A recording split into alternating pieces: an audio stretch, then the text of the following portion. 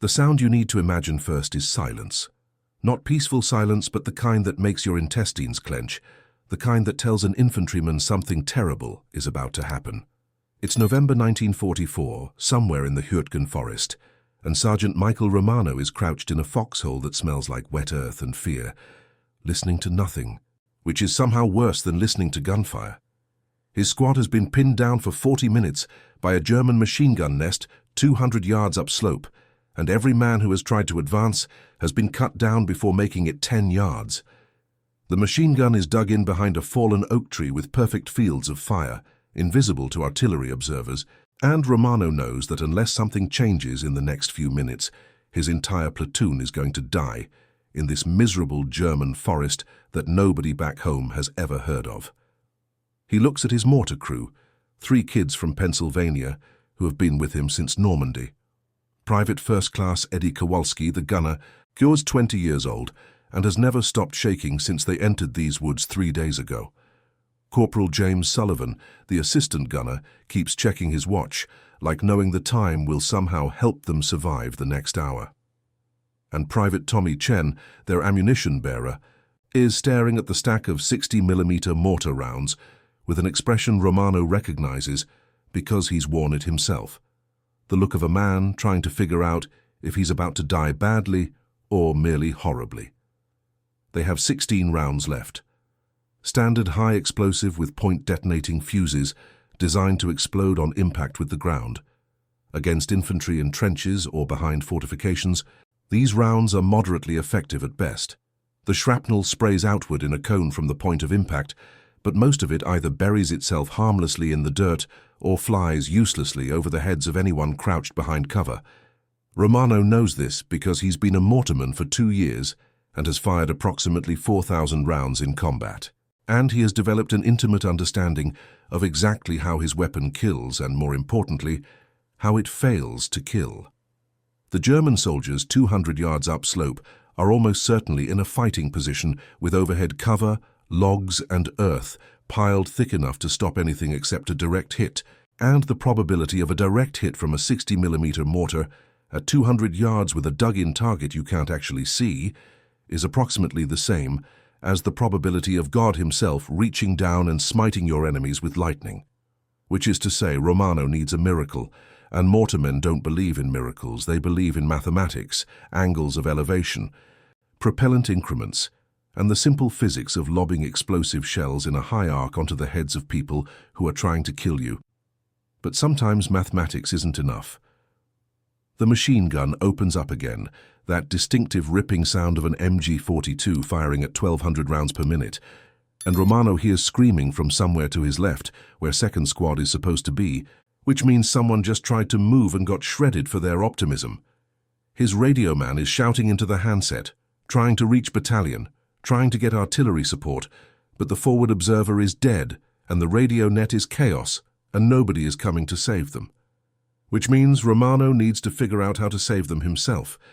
He crawls over to Kowalski and the mortar, a simple tube with a base plate and a bipod, the kind of weapon that hasn't fundamentally changed since medieval siege engineers were lobbing rocks over castle walls.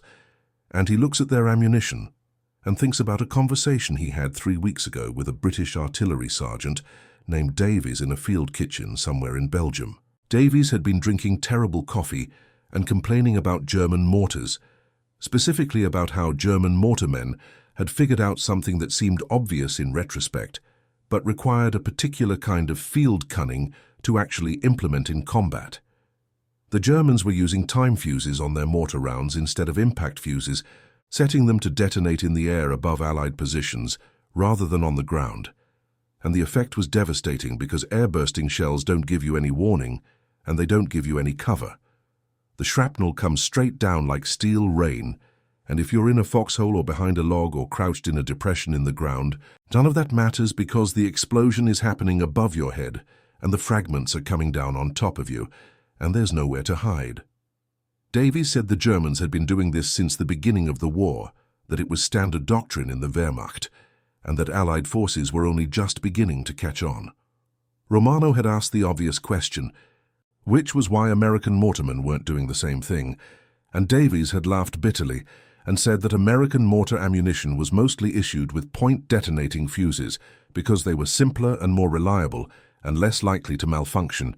And besides, setting time fuses required knowing the exact range to the target and the exact flight time of the shell, and adjusting for variables like temperature and propellant condition and a dozen other factors that made it complicated, and armies generally preferred to keep things simple for enlisted men who might not have engineering degrees, which Romano had thought was fairly insulting, given that he himself had a degree in mechanical engineering from Penn State, though he'd never mentioned it to anyone, because being educated in the army was a good way to get assigned to a desk job, and he'd joined the infantry specifically to avoid desk jobs. But the conversation had stuck with him because Davies had mentioned, almost as an afterthought, that some British artillery units had started modifying their fusing procedures in the field, swapping out percussion fuses for time fuses when they knew they were going to be firing on entrenched positions, and that the results had been remarkable. Not just more casualties on the German side, but a profound psychological effect, because there's something uniquely terrifying about artillery that explodes in the air above you, something that bypasses the normal human instinct to take cover, because cover doesn't work. Davies said German prisoners had told interrogators that they feared British artillery more than anything else, more than airstrikes, more than tanks, because at least with tanks you could dig in and hope to survive, but with airburst artillery there was nothing you could do except pray the gunners miscalculated. So Romano is crouched in this foxhole in the Hurtgen forest, thinking about that conversation, and looking at his stack of mortar rounds and realizing that every single one of them has a time fuse screwed into the nose. Not just an impact fuse, but a combination fuse that can function either way depending on how you set it. The M54 time and super quick fuse, a small mechanical device that contains both a powder train for time delay and a firing pin for instant detonation on impact. And it occurs to Romano that he could, theoretically, set these fuses to function on time delay instead of impact. The problem is that he has no idea what time setting to use because he doesn't have a firing table for airburst rounds, and he doesn't have an artillery computer, and he doesn't have time to do the mathematics properly, because that machine gun is going to wipe out his platoon in the next 10 minutes if he doesn't do something. But he does have 2 years of experience firing mortars in combat, and he does have an engineering degree, and he does have a reasonably good sense of how long it takes a 60mm shell to travel 200 yards in a high arc, and so he makes a decision that is either going to save his platoon or waste their last 16 rounds on a failed experiment. He tells Kowalski to set up the mortar for a standard fire mission, range 200 yards, but he tells Chen to hand him one of the shells first before loading it. The M49 high-explosive round weighs about 3 pounds and has a small adjustment ring on the nose fuse, and Romano uses his thumbnail to rotate the ring from the super-quick setting to the time delay setting, which is marked with small graduations indicating seconds of delay. He has no idea what the correct setting is, so he does something that would horrify any artillery instructor at Fort Sill, he guesses. Based on his experience, based on watching approximately 4,000 mortar rounds arc through the sky and impact targets at various ranges, based on nothing more than intuition developed through repetitive violence, he estimates that a shell fired at 200 yards will be in the air for approximately 4 seconds, maybe 5. He sets the fuse for 4 seconds, figuring that even if he's wrong, even if the shell detonates too early or too late, it might still scare the Germans into thinking American mortarmen know what they're doing. He hands the round to Chen and tells him to load it. Kowalski drops the shell down the tube, and there's that characteristic hollow thump as the firing pin strikes the primer, and the propellant ignites and the shell arcs upward into the grey November sky, and Romano watches it go and counts in his head, 1001, 1002, 1003, 1004, and at 1004 point something, there's an explosion in the air directly above where he thinks the German position is located, a black burst of smoke and shrapnel that seems to hang in the air for a moment, before dissipating, and then there's silence. Not the terrible waiting silence from before, but a different kind of silence, the kind that means something fundamental has changed. The German machine gun is not firing. Romano doesn't know if this is because he killed the crew or because he scared them into thinking American artillery has suddenly become competent, or because they're simply reassessing their tactical situation. But he knows he has maybe 30 seconds before they start firing again, so he starts shouting orders to his crew. He tells Chen to adjust the fuses on the remaining 15 rounds, all of them set for 4 seconds, and he tells Kowalski to prepare for rapid fire, 1 round every 5 seconds. And he tells Sullivan to get on the radio and tell platoon command to get ready to assault, because they're about to have a window of opportunity and it's going to be brief. The next 90 seconds are chaos in the methodical way that good artillery is always chaos. Kowalski loading and firing as fast as Chen can hand him rounds, Romano adjusting point of aim slightly after each shot to walk the burst pattern across the area. Where he thinks the German position is located, 15 shells arcing upward and detonating in the air with precise 4-second intervals, a curtain of steel fragments descending on that hilltop like the wrath of a particularly mathematical god. He doesn't know if he's killing anyone. He doesn't even know if he's hitting the right spot. But he knows that for 90 seconds, the German machine gun stays silent, and 90 seconds is enough time for second platoon to get moving, and by the time Romano's last shell detonates, there are American riflemen halfway up that slope, and the Germans are either dead or running, and the battle for this particular piece of miserable German forest is effectively over. The after-action report will list this engagement as a successful fire mission with estimated enemy casualties of 12 to 15, and nobody will mention the fact that Sergeant Romano conducted an improvised field modification of standard fusing procedures without authorization and without proper fire control calculation, because the Army prefers not to officially acknowledge that enlisted men sometimes save entire platoons by ignoring regulations and trusting their own judgment. But word spreads, the way word always spreads in combat units, about the mortarman in 1st Battalion who figured out how to make his shells explode in the air, and within a week there are half a dozen other mortar sergeants experimenting with time fuses, and within a month there are entire companies requesting time delay fuses instead of standard impact fuses for their mortar ammunition. This is the part of the story where we need to understand something about military innovation that doesn't appear in the official histories or the doctrinal manuals, which is that most genuine tactical innovation doesn't come from staff officers at headquarters or weapons designers at arsenals, but from sergeants and corporals in combat who are motivated by the extremely powerful incentive of not wanting to die. The proximity fuse that everyone learns about in history class, the radio-controlled variable time fuse that revolutionized anti-aircraft artillery and later ground artillery, that was developed by scientists at the National Bureau of Standards, and it was a genuine technological marvel, and it did change warfare. But it wasn't widely available to mortar crews until very late in the war. And even when it became available, it was expensive and complicated and restricted to certain types of ammunition and certain tactical situations. What Romano and others like him figured out was something much simpler and much older, which was that the ammunition they already had, the standard mortar rounds that had been in production since 1940, already contained everything they needed to conduct airburst fire. They just needed to understand how the fusing system worked and be willing to experiment with settings that the manual said were meant for different purposes. The M54 and M77 time and super quick fuses weren't designed primarily for airburst against ground targets. They were designed for flexibility, so that the same round could be used either for impact detonation against vehicles and structures, or for time delay detonation against targets where you wanted the shell to penetrate before exploding.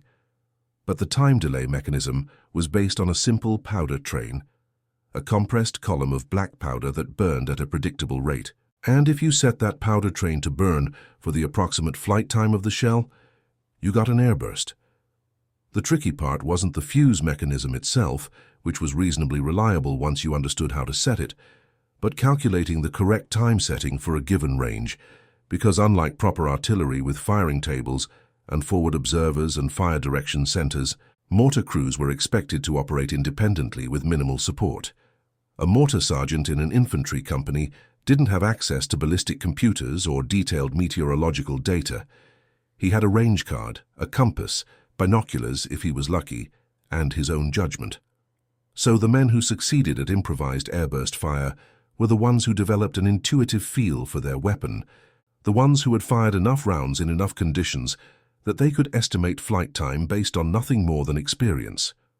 Romano was better at this than most because of his engineering background, but plenty of mortar men without engineering degrees figured it out through simple trial and error, firing shells at known ranges with different time settings until they found the combinations that worked. Some units started keeping informal firing tables, handwritten notes in field notebooks listing ranges and corresponding fuse settings, information that was technically against regulations because it implied that standard operating procedures were inadequate, but which saved lives and therefore was tolerated by officers who understood that regulations exist to serve soldiers, not the other way around. The psychological impact of this shift in technique was harder to quantify than the tactical impact, but possibly more significant. German soldiers who had spent years fighting on the Eastern Front and in North Africa and in Italy had developed a sophisticated understanding of Allied artillery patterns, had learned to recognize the sound of incoming shells and gauge where they would land and time their movements to minimize exposure.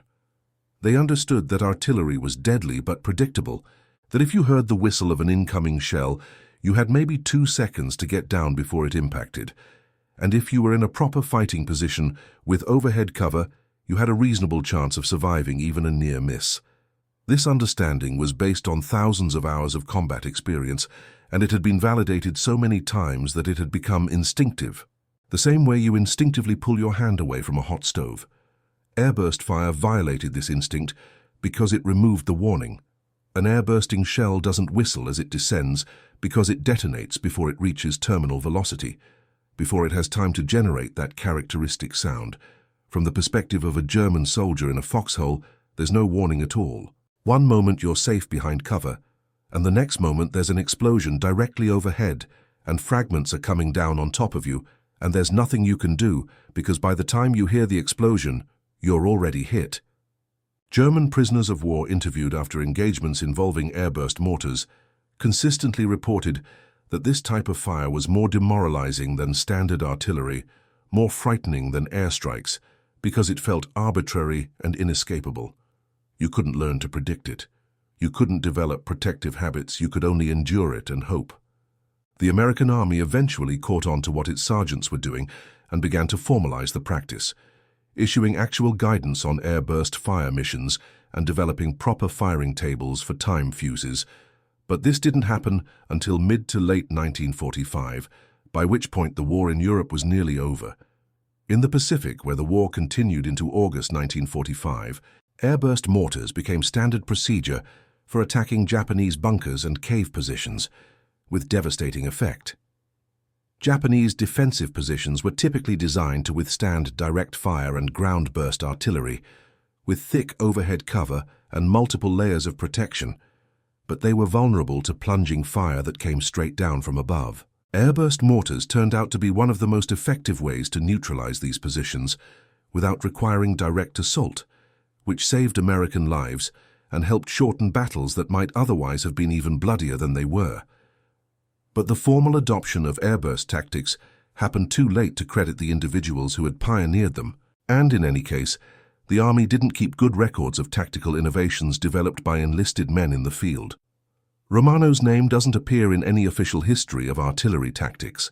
His contribution to the development of American mortar technique is documented only in a few after-action reports from November 1944 that mention successful fire missions in the Hürtgen forest, and even those reports don't specifically mention the improvised fusing technique because the officers writing the reports probably didn't fully understand what Romano had done or why it mattered.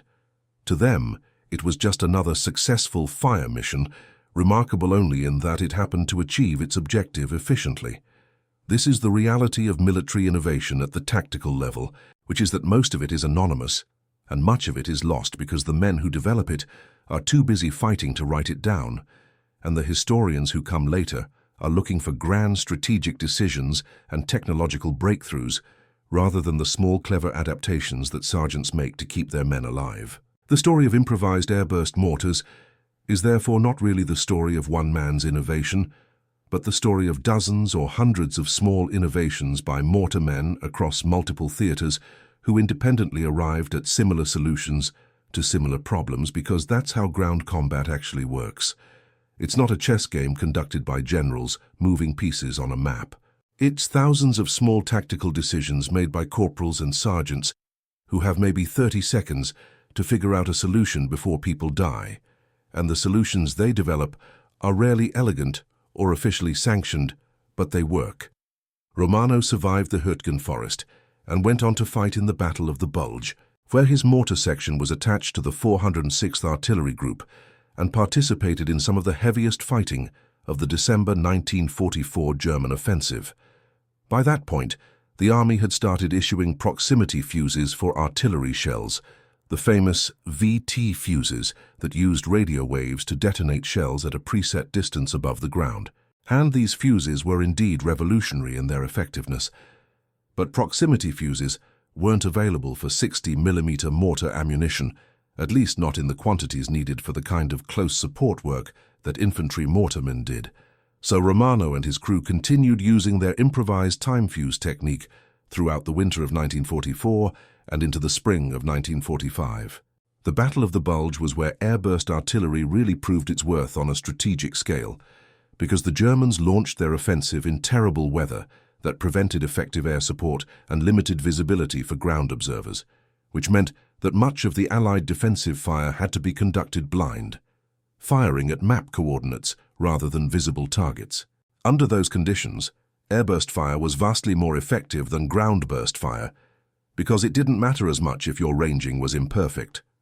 An airburst shell detonating 20 yards away from a formation of German infantry was still lethal. A ground-burst shell detonating 20 yards away might not even be noticed. General Patton famously credited the proximity fuse with saving the town of Liège and potentially changing the outcome of the battle. And he wasn't wrong, but what he didn't know or didn't mention was that much of the close-in defensive fire that broke up German infantry attacks was conducted by mortar crews using improvised airburst techniques with conventional time fuses, because proximity fuses were still relatively scarce and were being reserved for larger artillery. The mortarmen who saved individual positions and held critical crossroads and prevented German breakthrough in dozens of small engagements were using the same technique Romano had figured out in the Hürtgen forest, setting time fuses by estimation and firing shells that exploded above the heads of advancing German soldiers who thought they were safe behind cover. There's a particular irony in this story that's worth examining, which is that the Germans had been using time-fused airburst artillery since the beginning of the war and had developed extensive doctrine around it.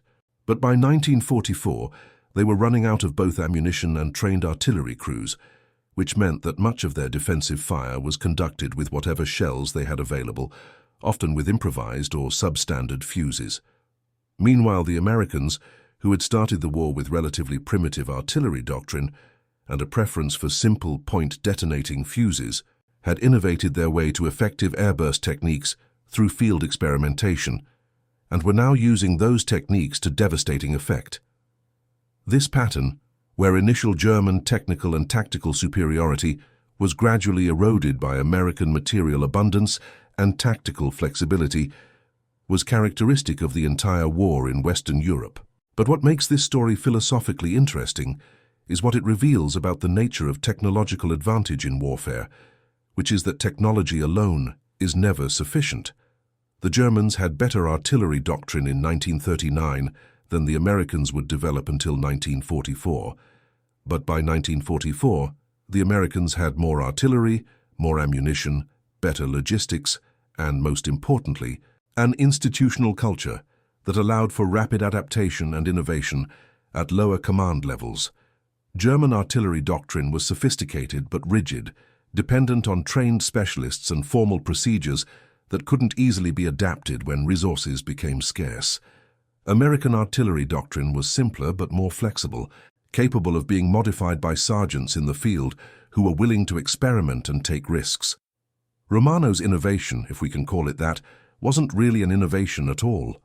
It was a rediscovery of a technique that had been known for decades, that was already in use by British artillery, and was standard practice in the German army. What was innovative was his willingness to implement it without authorization, based on nothing more than a conversation with a British sergeant and his own understanding of how mortar fuses worked.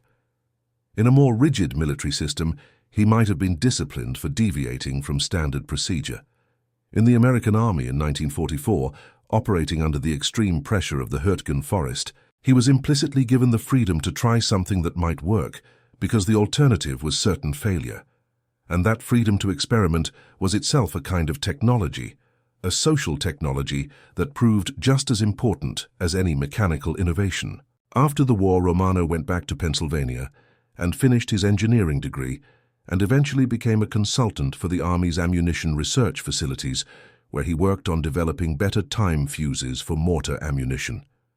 He never wrote about his experiences in the Hurtgen Forest and never claimed credit for developing airburst techniques. When interviewed in the 1970s by a military historian researching mortar tactics in World War II, he said that what he'd done wasn't particularly clever or innovative, that it was just a matter of reading the manual carefully and applying basic physics, and that dozens of other mortarmen had probably figured out the same thing independently.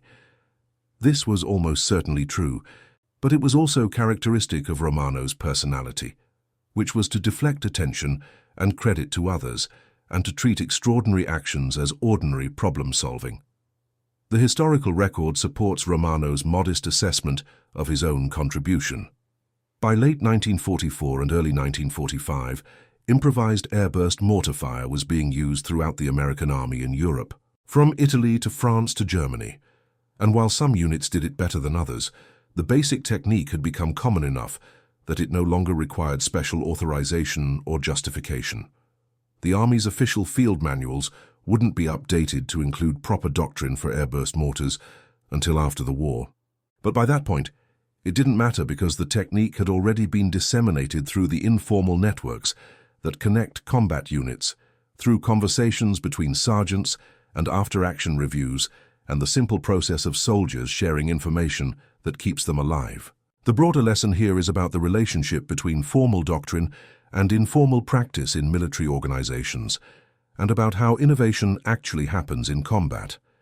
Military historians tend to focus on official decisions and documented innovations, on the development of new weapon systems and the implementation of new tactical doctrines, because these things leave paper trails and can be studied systematically. But much of what actually wins battles happens in the gaps between official doctrine and practical necessity, in the space where sergeants make decisions based on incomplete information and imperfect understanding, because waiting for proper authorization means people die. Romano's decision to experiment with time fuses was technically a violation of standard procedure, but it was also exactly the kind of tactical flexibility that allowed the American military to adapt faster than its enemies and eventually prevail. The Germans in 1944 were fighting with an army that had been optimized for the conditions of 1939, with doctrine and tactics and equipment that had been designed for a different kind of war against different kinds of enemies. They were technically proficient and tactically sophisticated, but they were also rigid and unable to adapt quickly to changing circumstances. The Americans were fighting with an army that was still figuring things out, still learning, still making mistakes, but also capable of rapid innovation when individual soldiers were given the freedom to experiment. This wasn't because Americans were inherently more innovative or more flexible than Germans, but because the institutional culture of the American military in World War II was more tolerant of improvisation and more willing to delegate authority to lower levels of command. Romano's story is therefore not really about artillery technique or fuse settings or ballistic calculations. It's about the difference between an organization that treats its soldiers as technicians who must follow procedures and an organization that treats them as professionals who can be trusted to solve problems. The German Army of 1944 needed its mortarmen to follow doctrine precisely because its entire system was built on precision and standardization. The American Army of 1944 needed its mortarmen to figure out what worked and then do it, even if it wasn't in the manual, because the American approach to warfare was built on flexibility and adaptation. Neither system was inherently superior. But in the specific circumstances of 1944 and 1945, fighting a defensive war with dwindling resources against an enemy with nearly unlimited material superiority, flexibility was more valuable than precision. There's also something worth considering about the nature of expertise and how it develops in high-stress environments. Romano wasn't a trained artilleryman in the formal sense. He was a mechanical engineer who had been drafted and assigned to the infantry and happened to end up as a mortar sergeant. His expertise with mortars came not from systematic training, but from firing approximately 4,000 rounds in combat and paying attention to the results. This kind of experiential learning is different from the kind of learning that happens in training courses and field manuals, because it includes all the variables that training can't simulate, the friction and chaos and uncertainty that characterize actual combat. Romano knew how his weapon performed not in ideal conditions, but in conditions of fear and exhaustion and incomplete information. And that knowledge allowed him to make intuitive judgments that were often more accurate than formal calculations would have been. This is why combat-experienced units are so much more effective than inexperienced units with better training and equipment, because combat experience teaches lessons that can't be taught any other way. You can drill soldiers on mortar procedures until they can set up and fire in perfect coordination, but you can't drill them on the sound of incoming fire and the specific quality of fear you feel when you realize you're about to die, and the way that fear affects your judgment and your physical coordination. Those things can only be learned through experience, and the soldiers who survive long enough to learn them develop a kind of expertise that's qualitatively different from theoretical knowledge. Romano survived the war and lived to be 92 years old, and in all those years he rarely talked about his combat experiences, except to say that he'd been lucky and that better men than him had died. This reticence is characteristic of his generation, the men who fought in World War II and came home and integrated back into civilian life without seeking recognition or special treatment.